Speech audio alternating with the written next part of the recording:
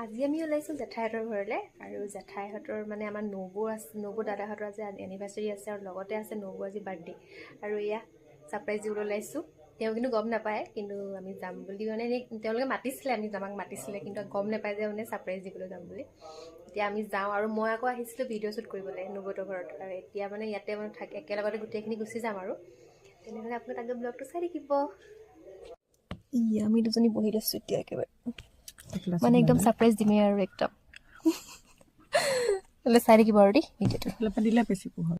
আমি আহি এতিয়া পাই গ'লোঁ, এতিয়া হোমষ্টেটোত আমি গোটেইকেইটা বহি আছোঁ আৰু এতিয়ালৈকে তেওঁ একো গম পোৱা নাই আমি যে কেকটো গাড়ীতে থৈ দিয়া আছে। আৰু এইটো মোৰ ৰূপ মানে এনেকৈ গুচি আহিলোঁ আৰু যিহেতু আমাৰ ঘৰটো ওচৰতে মানে বেছি দূৰ নহয় আৰু সেইকাৰণে কেকটো কাটিং কৰিম আৰু তাৰপৰা মই আকৌ ঘৰলৈ যাব লাগিব, আকৌ এফালে যাবলগীয়া আছে। চাই থাকিব দেই ভিডিঅ'টো। এইফালে কেক আনি ৰেডি কৰি থৈ দিছোঁ, কোনো গম নোপোৱাকৈ। এতিয়া আমি তললৈ যাওঁ চাহ খাবলৈ। ভিডিঅ'টো চাই আৰু আপোনালোকে কি হয় নেভাগে হেৰি কৰি ল'বি বোলে ছাবস্ক্ৰাইব থৈ দিব লাগিব।